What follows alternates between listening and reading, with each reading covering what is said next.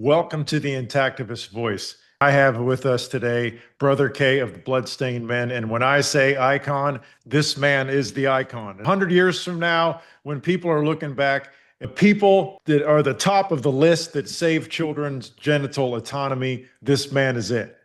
Brother K has been bringing education to the genital autonomy awareness movement for over 4 decades now and is still hard at it and will remain so as long as possible. And I feel honored to have served with him on street corners in America and will do so again. Brother K, tell us where you're at today with Bloodstained Men. Wow, I don't know. I feel like I should call it a day with that intro. I'm going to have trouble living up to it. Thank you, Dwayne. It's great to be here. I'm still young and healthy. I intend to go down strong. I'm going down fighting. Going down with a fight, and I'm glad to hear that. It's not just for the sake of fighting. It's what we're fighting. This evil, this great dark cloud of evil has settled over the United States. And that's a tough pill for people to swallow. We are literally living in this evil cloud that has permeated our lives, the lives of our children, of our fathers. And that's hard for people to even wrap your mind around. But it's true. The fact that people there are all these layers of denial. Absolutely. And circumcision lives in denial. Talk about evil. Talk about evil, Dwayne. Well, you talk about evil. Interestingly, you say that because genital mutilation is the only thing that I actually refer to as evil. To carve into the healthy genitals of a child is your own children. That is true evil. Your own children. It's your own children. Yes. And well, that again, so that goes back to the level of denial and really it's handing their autonomy off to the authorities in the long robes or the long white coats, whichever may be. And it's giving your power away. If a parent was a sovereign person, a person who was whole in themselves, in their mind, in their spirit, in their heart, they wouldn't be handing their power over this way. So it comes back to wholeness. So we are a movement for wholeness, the whole person, mind, body, and spirit. And if that was the case, then we wouldn't be here talking today. Ultimately, you cannot talk about infant circumcision without going all the way down to the bottom of the corruption. And it's a great evil. What's the bottom of the corruption, Brother K? The bottom of the corruption is human pride, human power, human wickedness. Ego. That's power. Pride, power, and wickedness. Ego. And control. And for me, I think in my own belief, and I believe circumcision is a manner of control, how to control the man from the beginning, to take away his power. It certainly worked with me. It was quite effective with me. I think I would have remained in ignorance for an unspecified period of time, but I had the great blessing to have met Carol Ann Babiak in 1970, and she just helped me untangle the whole knot of my past. I don't know. I think you've probably mentioned it, Dwayne, but I know it's very common when you see men who post on social media that when they learned what circumcision is and the psychological and physical effects of it, the moral effects of it, almost all of them, and I believe you've said words to the same effect, the parts of your life, there was a part of your life that was in limbo, and things start falling into place. You begin to understand why X, Y, and Z, things that happened in your life, and it clicks in, oh my God, that was my PTSD. That was the psychological effects of circumcision. Oh, so that's why I felt that I didn't have a foreskin. Exactly. And that was exactly my life story, basically. And it's like my realization to how circumcision affected every aspect of my life from when I was a small child until today. But of course it would. Of course it would. Yeah. It would have to. It would have to. Well, to think that carving into the genitals of an infant is not going to affect their life is just, we'll go back to denial, but Dwayne, that's the whole point. That's the whole point. They're not just trimming your fingernails. Right. So for me, I was 22 or 23 years old, and I fell in love with Carol Ann Babiak, and we had good sex. It was great. It was amazing. But I couldn't figure out why, after good sex, why why was why was my glands, the tip of my penis, why was it uncomfortable? Why was there a feeling of discomfort? And it was such a beautiful, honest, intellectual, rational relationship between us. So we talked about everything, and I started telling her about it. And one thing led to another. And so after a number of years, it became gospel between us that yes, of course, circumcision would screw you up. And then when I learned more details, when we did our research at the University of California, Santa Barbara in 1979, I learned more. And we never set out to be social reformers, but I was a writer. I wrote poetry and novels, and she was an artist, a painter. She loved to sketch. We'd take these 20-mile round trips up these mountains in the Sierra and go down, and we lived in a tent for almost through the whole from like 1974 on until our daughter was born. As the 70s progressed, I just began to think we had this beautiful life together, but I was thinking, what is the social purpose of art? Does the artist have a social responsibility? Because I felt blessed. And you've heard it, how people say you want to give back. There's just something and I know you understand that, Dwayne, because you're doing it. You're sharing your story everywhere, and it's not an easy story to share, but you want to give back. I came to realize that the social responsibility of the art, and it's probably different for every artist, but for me and Carol together, we came to realize that we were situated together to be able to bring public awareness to this issue. And so we protested in Northern California in public in 1980. And I decided we're going to protest at the local hospital. And we sent out the press releases and everything. And as I'm thinking about it, man, we're going to be two people protest at the hospital. She and I, we were just versed in Greek drama. And I was thinking, there's got to be something, because I made our signs. We called ourselves Citizens Against Ritual Violence. This was summer of 1980. And one night I was making signs, and I just thought, we've got to, this is not going to be spectacular enough. You know how spectacular the bloodstained suit is. When I saw the bloodstained suit in 2012, I thought, holy moly, this is it. But back then, so I finally thought, what if we wore masks? The first time I mentioned it to her, she looked at me, she said, I can't wear a mask. But I talked to her, and I didn't have to twist her arm when she heard my reasoning that we wanted to do something artistic and dramatic, and the color. So I got two pieces of cloth, a yard square. I got myself a vivid red one, and I got her a vivid yellow one. I think I made nose holes, but no mouth holes.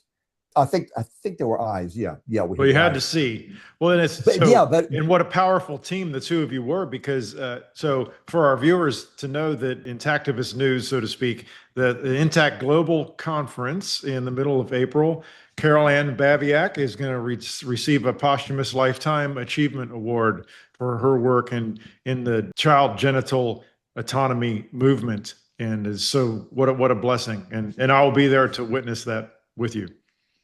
Thank you, Dwayne. And again, I cannot praise her and express my love for her enough, because I can tell you, I would not be sitting here talking to you right now without her influence, her wisdom, her encouragement, her inspiration. Just and it's not like we planned it. I didn't. It's not the kind of thing, you can't plan life in that way. And it's just one of the wonderful blessings, surprises of life. And my daughter will be there. She's looking forward to meeting everyone at the Intact Global Conference. She truly is. I told my daughter sometimes that now that Carol is dead, she died last May 13th. Now that she's dead, she's gone, but it's like a goddess came into my life, because we were steeped in the Greek mythologies. It's like she was like a goddess that came into my life and gave me a child. And here we are, 4+ decades later. So Brother K, when you picture a little boy born today who's being strapped down, bound, and prepared for circumcision, can you explain to our viewers what you believe that child is going through at that moment? Absolute hell. And I know for a certainty that it was such hell that when I was in that position, I wanted to die. I wanted to die, literally. And in fact, after they were done with my circumcision, they brought me to my mother. That was the first time she'd seen me. My mother was in the maternity ward at Jackson Memorial Hospital in Miami. She told this story many times. She was in this maternity ward with 10 or 12 other women who had just given birth, and everyone was waiting for the nurse to bring them their baby. That's how they did it. I don't know if they still do it that way, but literally, my mother had not even seen me. Everyone was eyeing the door where the nurse would bring the babies in. And when a nurse came in with this baby, and my mother told this story many times. Her first thought, she didn't know, her first thought was, oh my God, I hope that's not mine. She told this story over the years. It became oh my God, I hope that's not mine. Because you just went through hell. She referred to me as purple. I was purple with rage, and I know it was rage. And you see so many of these moms on social media that post. They post about their brokenhearted babies, but they very often post about he's angry at me. These babies, they are perfectly formed human beings, and it's not like there's not some mind that has yet to develop. That soul is there, and that little animal, that little human animal knows rage. They are capable of rage from the beginning. And so for me, it was like, I'm out of here. Mm-hmm. Goodbye. And for the next 3 days, I refused to eat or drink. 3 days? 3 days. I decided I'm done. I'm done. Goodbye, life. That was the first 3 days of my life. And my mother, on day 2, my mother called the doctor, and I guess he gave her, but on day 3, she was, again, this was like a family legend. She would just tell this, at Christmas dinners and whatnot. And on day 3, I literally would not take one effing thing. She called the doctor, and he said, well, look, try goat's milk. And so I guess I was calmed down enough, and my dad went out and I got some goat's milk, and they brought it home. And so on the 4th day, I took a bottle of goat's milk. And I hope the viewers are taking a moment and a pause in their own life and hearing your words. Think about the amount of trauma it would take for a newborn child, not to eat for 3 days. Yeah. I can't Dwayne, imagine. I have to say that my 3-day hunger strike, it may be an unusual number of days, but it's very, very common for newborn boys to refuse to take any nourishment for 24 hours. I hear all the time. Yeah. Or they go into prolonged sleep. They go into like 12 hours of sleep, and it's not really sleep, by the way. I've posted about that many, many times. It's a type of circumcision coma. They call it sleep, but it's not sleep. I agree with that. I agree with the comatose state. It's just that the child gave everything he had through that terror, through that torture, and he had nothing left. He had nothing left. So, and it's surprising that more little boys don't unlive during the process. And we don't even know how many little boys unlive during the process. Oh, that's for sure. No study has ever been done on post-circumcision complications. No study has ever been done on post-circumcision unlived children. No study has been done on the future complications to the child. We don't know. We don't know because no one has ever looked. Right. And they don't want to, Dwayne. The people who are the doctors who are circumcising our sons, us and our sons, they know, they have said, everyone, every hospital, every doctor has seen or has a colleague. They know all the circumcision tragedies that occur, but there's no leadership, so they all have their own individual little stories. But the anyone who could be a leader, or those who purport to be the leaders, like this batch at the American Academy of Pediatrics, they don't want to lead. They don't want any studies, because if the facts were known, they couldn't sit on them. They couldn't hide them. And so they would rather not have any facts. Mm-hmm. No, and there is no facts. That's the only way. That's the only way. And that comes right back to the same thing we started with as soon as we started talking, denial.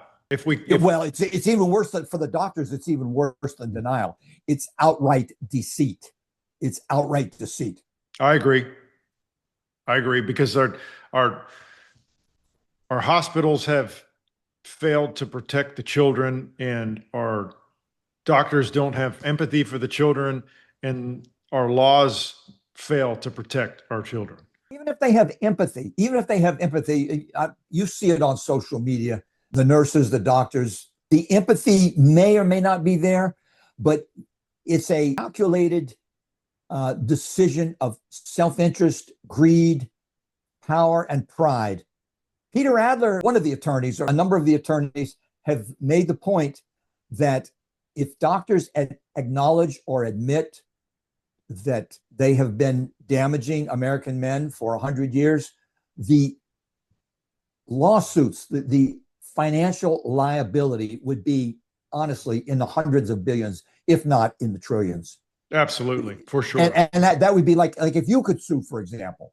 Or if I could sue, there is no amount of money that can return the life that was taken from me. Right, but let's put it this way. Let's pick a. We both follow lawsuits, or lawsuits of all sorts make it into the news here and there.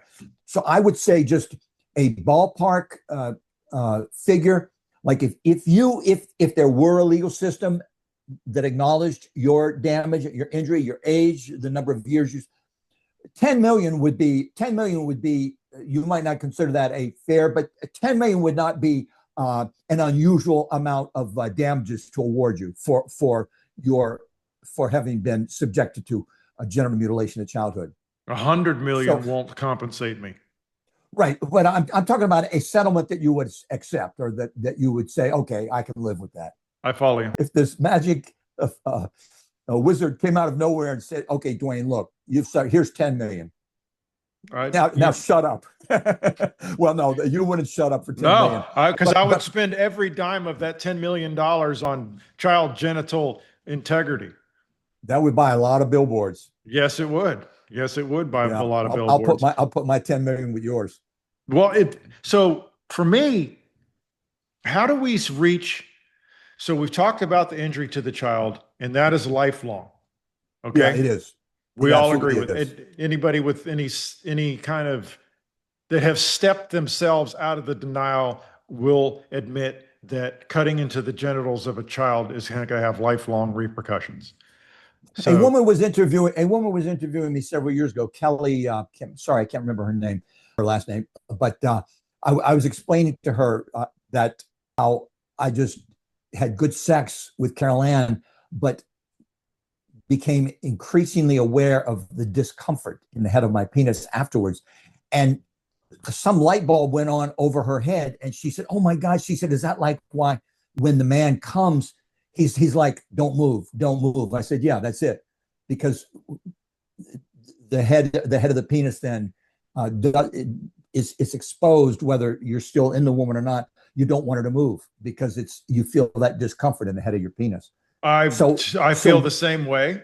I feel every erection that I ever have is painful because they removed too much skin. There's not enough skin, and it's just pulling the skin so hard that it is uncomfortable. And also, it rewires the nerve endings when you amputate the foreskin. It rewires the nerve endings of the penis. So I mean, the head of the penis is the nerve endings are totally different than the foreskin. The foreskin is like the palm of your hand, and the Yeah. lighter you touch the palm of your hand, the more sensation it actually has.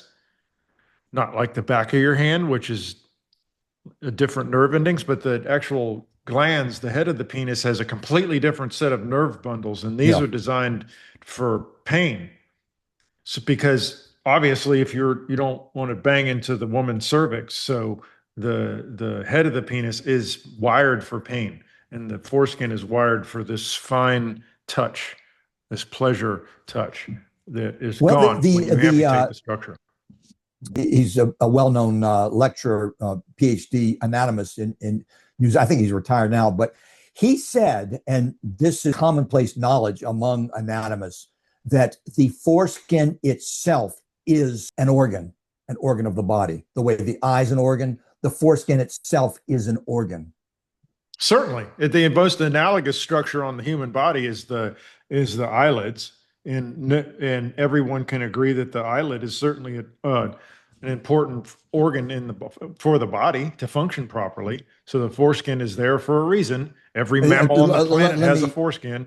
Let me add the adjective sensory. He said the foreskin in and of itself is a sensory organ. Period. Sensory organ, yes, for sure. Sensory organ. Well, and think of how sensitive your eyelids are. It's yeah, I'm sure it's quite the same. I wouldn't know. I never had, well, I had one for a few hours before it was amputated. Brother K, how do we reach the men? Because I've stood on the street corner with you, and I know No. the men, I see the men driving by, and the most they can do is like they'll give a little wave, they'll give a little wave out the window, or they'll tap the horn in acknowledgement, and like, yeah, me too, brother. And I can see it in their eye, right? So they understand what, there's quite a few actually that know what happened to them. But how do we make it safe for them to step out and like us, share their pain, share what happened to them, and end this torture and mutilation for the next generation? How do we reach them? We're doing our best. Social media, on the streets, our billboards. It's very difficult without the medical profession helping us. If the medical profession would help us, but that's a lost cause because they are the culprits. We can't turn to the evildoers, and that's what they are. When they hold that scalpel and that Gomco clamp or the Mogan clamp, and they do that to a boy, they are evildoers. So that is not hyperbole. They are evildoers. The evildoers aren't going to help us. And it's a whole political thing because there's probably more doctors that are opposed to circumcision, but they live in fear of their colleagues who are evildoers. I don't know if it's part of the medical culture that doctors, that's why medical malpractice cases, in any sort of malpractice, are hard to win because doctors hate talking against other doctors or reporting other doctors. And the professors, the professors in the medical schools, they're the ones who are transmitting this wickedness. Mm-hmm. And so doctors come up in this whole medical institution that teaches them to get along, go along. And that's the same for nurses. They're also, in most cases, either protocol or the unspoken protocol, they're forced to circumcise boys when they're undergoing training before they have their PhD. It's part of the process of getting your PhD. And when you say forced, and I'd like to explain that to our viewers, and it's like, it's not necessarily force as in someone is twisting their arm, but it is that force in that they've had 12 years of their life dedicated to becoming a doctor, and $500,000 to $700,000, however much it costs them to become a doctor. And if they say no, that could end their career. Right. So they're trained in a culture where you don't oppose your elders, your bosses. No. The power hierarchy. That's for sure. There's definitely that involved in the medical institution. So, to zoom back in or zero back in on your question, how do we reach these men? It's everything we're doing. There's a social reform takes time. And that's just a fact. Social reform, because there is this, and I don't use the word conservative politically, but there's this conservative mindset for every creature, for human beings. New things, different things are like, they can scare you, or you're uncomfortable with them. And people like, well, I'm circumcised, my father was circumcised. There are women, her brother was circumcised, or she's a mother and she got strong armed, or for whatever reason, women are victims too.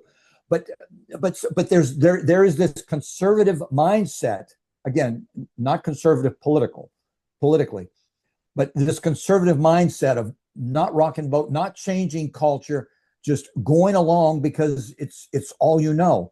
And so that's part of the problem. They'll see, they might even see bloodstained men on the corner. And fortunately, our message with the bloodstains that we wear is so striking, so powerful.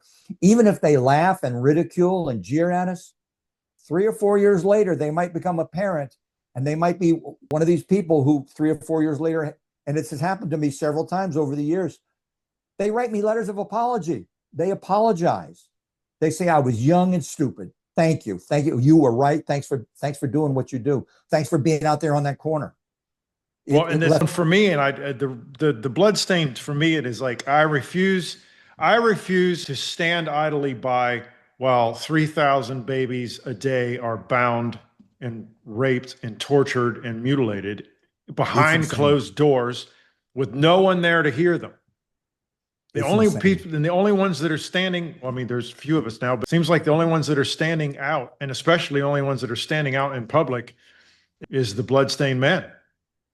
Dwayne, you mentioned we've got others who are joining us, but if there were a side-by-side problem in the United States with women being subjected to the normal female circumcision, which is equivalent or less severe than male circumcision, the vasectomy, or the removal of part or all of the clitoral hood. Let's not compare pain between male and female genital mutilation. It's the same to the child. The point I'm making is there would be thousands of women standing on street corners. Well, in reality, it's happening right now in with the Somalian population in Minnesota. So it's happening. It's just not happening to the extent to raise arms and start protesting in the street. But it's definitely happening in America as we speak, female genital mutilation. And again, female genital mutilation, male genital mutilation, it's the same. It's the same to the child. The child is being restrained. Parts of the child's genitals are being amputated, and they're left with a semi-functioning genital organ for the rest of their life. It's the same. Cannot compare the pain. It's the same. It's the same for the child. As far as the child is concerned, it's a threat to their life because they're being bound. Someone's coming at them with a knife. Someone's cutting parts off. The child, in that moment, their life is being threatened, male or female. It's the same. I try not to get into these debates, and people will debate. It happened yesterday. A woman was like, well, female genital mutilation is bad, but we should generally mutilate boys. I, for the most part, do avoid as much as I can that debate. I mean, when I run into these knuckleheads on social media, I might leave a link, give them something, but I'm not going to, me personally, I'm creating new content. I don't have time to argue with all these knuckleheads, and they're out there. Talk about create content. I don't know how you create so much content. I can't imagine. And I agree. And that is a shift that I would like to start in our movement. And the shift is that as intactivists, we will take the time and argue with these people who are pro genital mutilation of children. I'm not against it. I'm not against arguing with them. There is another problem, which is that the social, and I don't want to mention any particular social media platform, but like one time some woman, this was like 10 years ago, she left some comment or another, and all I said was, my comment in answer was, it's a big world out there. You should really look beyond your backyard sometime. I got a 30-day ban for that comment. Wow. So in a way, I was disincentivized to even interact with these people. If you can't even say that.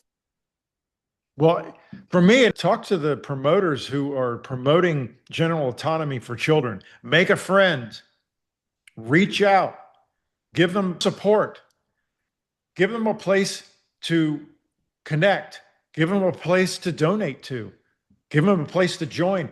Talk about the next event. It is the most difficult problem for any social reform movement. How do you get through to the people that either don't know about your movement or who scoff at it or who ridicule it? How do you get through? How do you even reach those people? How do you reach the people who may not even? So you hear yourself on the front lines. So I've never heard this before. They said, I didn't know there were. But the irony is, and I just saw it again this morning on one of my pages. A woman came on and said, I never heard of men against circumcision.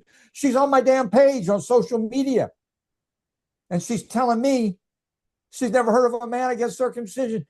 And right. It's my page, and there were hundreds of comments. It comes right back to where we were again. Denial comes back to the denial. Well, it makes you wonder about their sincerity too, though. Well, look, there's a whole bunch of adversaries to this movement, and part of their game, like I said, there's a wide spectrum of opponents to social reform, but some of them who are most vocal are playing games. They're playing mind games.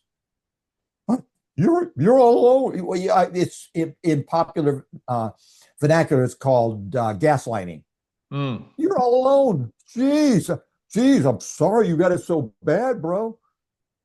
All the men I know really enjoy sex. They get real personal and try to embarrass, shame, humiliate you.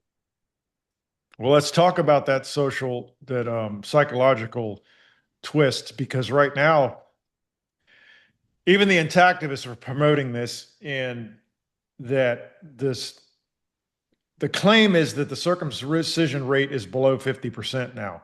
That claim is false. That claim is based on partial information. That claim is based on insurance claims in the hospitals only. So what we're seeing is a shift of the circumcision surgeries out of the hospitals into the pediatrician offices. Those surgeries are not being counted. So they're promoting in the social media and in the news that the circumcision rate is below 50%. That is completely false. That is the reported circumcision rate in the hospitals alone, not counting the pediatrician's offices outside of the hospitals. And that's for sure not counting the complication rate, which they say some claim is 20%. I say the complication rate for circumcision is 100%. Every circumcision results in a complication for the victim. And it is a victim. Morton Frisch, Dr. Morton Frisch and his colleagues in Denmark studied circumcision and found observable meatostenosis in 20% of the boys. I had it. And there is expert opinion that meatostenosis occurs in 100% of boys. It's just that it's not easily observable or recognizable in the other 80%. And for the viewers that don't know, the meatostenosis is so the urethra is supposed to be covered.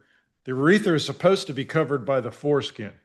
So the urethra is not supposed to be exposed to dirt and pathogens and abrasions. It's covered by the foreskins. But when you amputate that structure and the urethra is exposed to the outside world, then that opening closes up, and that's called medial stenosis. And that happened to me. I had to go in and get revision surgery. So yeah, I do remember that. I was 3 or 4 years old. Well, the entertainer Jimmy Kimmel had to go in for meatomy, the surgery to correct meatos. He had to go in twice for it. Mm-hmm.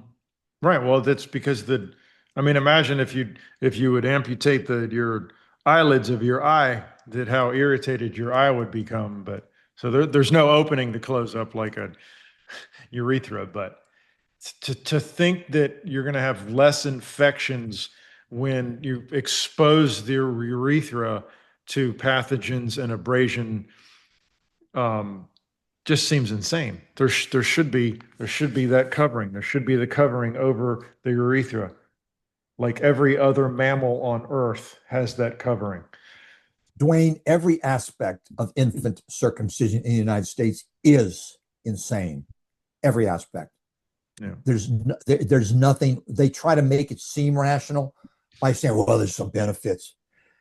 Every aspect, from top to bottom, is insane. Really, clinically, Can't except that it's disagree. become culturally acceptable, and American doctors are the culprits. That's why I say they're the evildoers. American doctors are the evildoers. They want to escape. They want to blame the parents. Oh, the parents make me do it. No. What other surgery is to they pass the decision off to the parent whether they want that surgery done or not. There is no other surgery because circumcision is the only unregulated surgery in the United States. Parents don't realize that it's once they sign that consent form, now they've released the doctors and the hospitals from any kind of recourse for their wrongdoings. They're carving into the healthy tissue of a child. That's mutilation. But now by the law, you've taken that away because you signed that consent form. So now you've taken the responsibility for doing that. There are parents who hear the initial cry of their child in the circumcision chamber. They rush to the room to stop it, and they are forcibly kept out of the room, and the nurses, doctors, the staff inside doing the circumcision, they lock the mothers out. I've shared posts in the past of mothers pounding on the door while their son is being circumcised, and the door is kept locked. Once you sign that form, they got what they want. Mm-hmm. What? Yeah, circumcision is the only time that when a baby screams, the door is locked.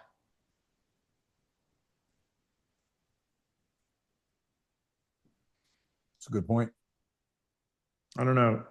And I think of what you're saying is true. Then it's like we just have to keep for social reform movement needs repetition, and we just have to keep at it. You are probably familiar enough with football to know what you call a ground game. You know, you hand off the ball, the quarterback hands off the ball, or he does a quarterback sneak, but you got to advance the ball down the field a few yards at a time. Right. You know, sometimes you might have an expert, the quarterback can pass the ball, or there's also what they call the Hail Mary. But intactivism, this social reform movement known as intactivism, is a ground game. There's no Hail Mary pass or no passing game that's going to get us over the goal in one play. It's a ground game. It's just down and dirty, a yard, 2 yards, 10 yards at a time, 8 yards at a time, mm-hmm. to get the ball toward the goal. It's a ground. I just accept it. When I first started this in 1980 with Carol, that the change is inevitable. They can't hold it back, but they can delay it with their different stalling techniques. And chief among them is they keep circumcising as many boys as they can, because the chief risk toward your son being circumcised is for your son to have a circumcised father. That's the chief risk of having a circumcised son, giving birth to a son, that the father will insist that he be circumcised. It's very sad. It's like a virus they're passing on. But I didn't think it would take. I mean, like I said, I didn't actually project any kind of hopes in my own mind I just knew that we had to express, and I know Carol agreed with me, and that there were enough good people out there, and there are, that would listen, and so many other people have been working on this from the Marilyn Milo started No Circ in 1985. We talked to a man from a reporter. We were protesting. We protested in Sacramento in September 1980 at the state capitol. The Associated Press, UPI, the Sacramento Bee put us on the front page of their Metro section, and they got criticism for that. They had some angry readers wrote in and said, "How dare you put those circumcision protesters on you?" Because that was quite a sensational story. The TV stations came out and talked to us, and the ABC Nightly News picked up the feed from the ABC station in Sacramento and put it on the Nightly News. But so 2 days later, we went to San Francisco and protested Market Street. But and then a couple more TV stations stopped and talked to us. But a reporter or a man that worked in the media, or I don't remember the detail, but he was Australian, and he talked to us probably for about 45 minutes. And Carol was really good. I think she did a lot of the talking. But he said, "I'm going to go back to it," because this was 1980. Australia's circumcision problem in 1980 was what ours is right now. Mm-hmm. But I don't know what his connections were, but he was quite confident. The way he said it to us, "I'm going to go back and I'm going to spread this everywhere, and we're going to stop circumcision in Australia." So I don't know. They certainly did. He must have had some kind of connection, but because they sure did stop it. It's very rare. The circumcision rate in Australia now is down to about 5 to 7%, and it's very socially unacceptable. It's widely acknowledged that it's only really poor parents, pathetic, and usually it's the dad. The dad demands it. But that's where we are headed in the United States. But I didn't think it would take this long. Probably if you'd asked me at that time, I probably did feel much what the man from Australia felt, that this is now just a. But over the years, as we raised our daughter, and we were in the movement for about another 5 years active. In fact, I got the first No Circ newsletter from Marilyn Milos in 1985. But the necessity of the moment of being parents to this growing child who needed our attention, and we had her on homeschool. So I took time off, and I told Carol, I said, it's going to end, and I still believe that. But it's inevitable. It's inevitable. But it's our job. It's our job to make it happen faster, because there's never any certainty in life. The circumcision industry is not going to lie down and say, "Oh, well, the intactivists won." So it's always a challenge. But social reformers, by our very nature, are optimists. Or we're going to be social reformers. We're optimists. And we have two powerful tools or weapons, secret weapons on our side. One is the truth, science, the fact. Men are born with a foreskin, always were and always will be, and parental love. Circumcision is not an act of parental love. We're inadvertently inflicting evil on your son when you circumcise him. And I've talked to two mothers now, and it's like I did an interview with a regret mom, and I've talked to her recently, and she proclaimed with all of her heart that she is a good mother. She believed she was being a good mother when she had parts of her child's body cut off, because that is the lie that's being told. That's how deep the brainwashing is. Mm-hmm. And they even say it there's just different ways they manipulate you. Mm-hmm. And then the father is almost always a factor. Not always, but the father, unfortunately, is very, very often a strong factor. Now, a lot of times with the modern births, with the single mothers giving the birth, and there's no father in the picture, it's often the grandmother. It's often the woman having a child. It's her mother that's promoting the circumcision, because that's what she's always known. But as women age, but the ironic thing about this is that women age, that they're discovering that their uncomfortable sex and their vaginal dryness is not because of them. It is because they're having sex with a partner that's had their part of their genitals amputated. The foreskin's supposed to be a structure that slides back and forth during sex. Well, when you amputate that structure, you're left with an immobile shaft skin, not the movable skin like on your cheeks, like a foreskin should be, it slides back and forth. Sex for a woman, it should be pressure and movement. But when you amputate the structure, it's friction and pounding because the man is pounding because he's trying to feel something. One side note, you mentioned older women. Uh, one quote that Carol Ann gave to one of the reporters, and she would have seen it because she was much more attuned to women and their way of thinking. I believe she told the Sacramento Bee and maybe the Associated Press that she had noticed that some of our most vocal opponents were older women. That's the most strangest part of all because they're the ones suffering the most. I mean, besides the victim of the circumcision themselves. But then that feeds back into what I was mentioning about one of the aspects of the passing circumcision on is the inherent conservative tendency in culture, not political, but the conservative feeling of like keeping things as they. And so by the time you're 50, 60, and certainly 70 and 80, you're like, man, I don't want anything to change. I just give me my peace of mind. Mm-hmm. So they right. don't want to Because think then, that there's that's a great also evil true among because us. they'd have to think about it. They'd have Mm-hmm. to think about the damage that they did, and they don't want to think about that. The damage that they Well, did to their own child. let's circle back, Dwayne, to where we started on this conversation. Denial. There is a great evil cloud, Mm. a great evil cloud hanging over our heads. We are immersed in it. It has saturated our whole culture, our whole way of thinking, our whole society. We are living in this zeitgeist or this aura of evil. It just is.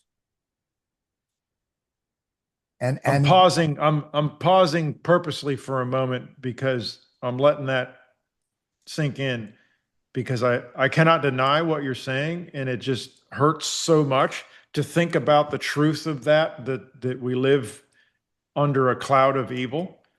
yeah, But yeah. when hurting an innocent child is evil.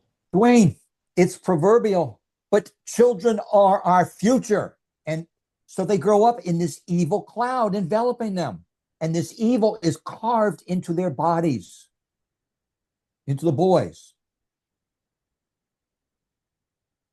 I can feel that inside right now because the evil that was carved into me took my life. It took the life of the man I was to become. And it left me with a shell.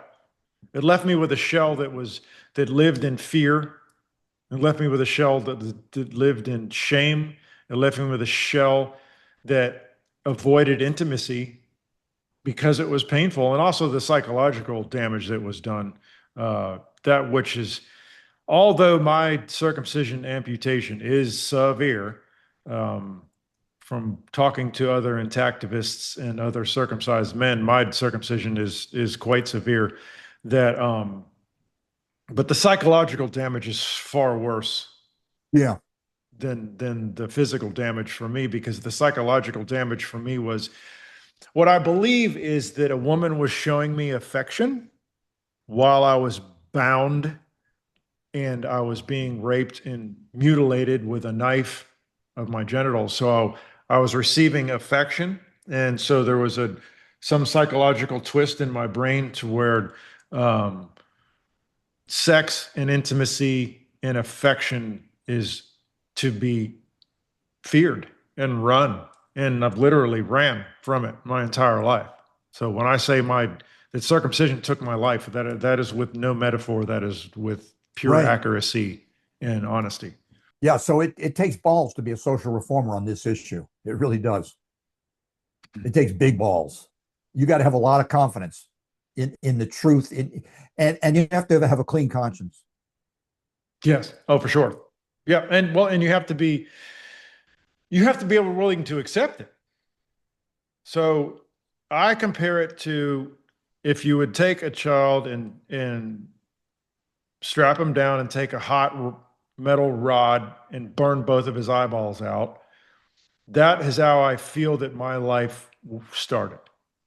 Although they did not take my physical sight, they took my ability to connect and to make love and to have a family.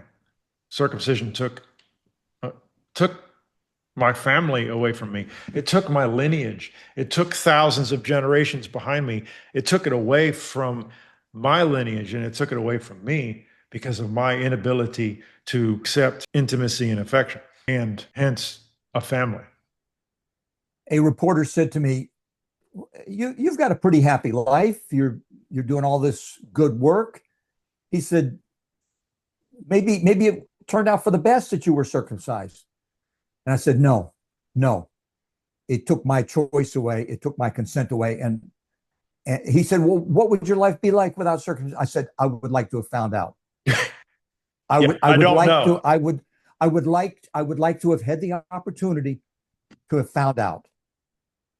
That's exactly how I think about it as well. I mean, obviously, my adult life, there's nothing in my adult life that I regret. I would not go back and change a thing because it led me here in my wonderful relationship with Carol Ann and our beautiful daughter. So you don't get two lives, parallel lives side by side. But I said to him, take all that away. I would like to have had the opportunity what a normal life would have been like. Yes, a normal life. Yes, so circumcision changed my life. There's no question about it. Absolutely. It changes every boy's life that has had a circumcision, some more severe than others. And when I hear some men say, I've finally come to the point where where I acquiesce with the men who say I'm fine. Maybe they really are. Maybe their circumcision was maybe it was just the tip.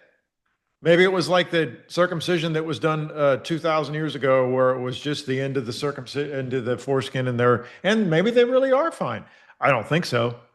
I just don't think that they've looked at the issue and looked inside. Well, we both have been around long enough to know that's really a talking point, a defensive talking point. Mm-hmm. But what they really feel, they're never going to share. Right. And that's just true of so many issues in adult society.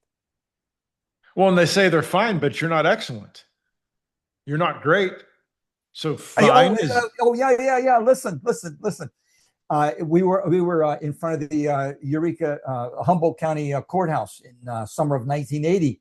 A local midwife, we met her, came out and introduced herself to us and was talking to us and everything. And a man came up, a passerby on the street, and he said, they don't change, these circumcised men.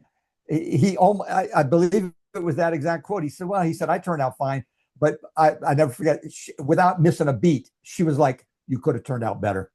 And there's no man that's going to look you in the eye and say, oh, that you're wrong. I couldn't have turned it. I mean, come on, we know that. We all of us could have turned out better. And she got it in just one simple retort. You could have turned out better. And he could have, he was like, mm-hmm. He beat a hasty retreat.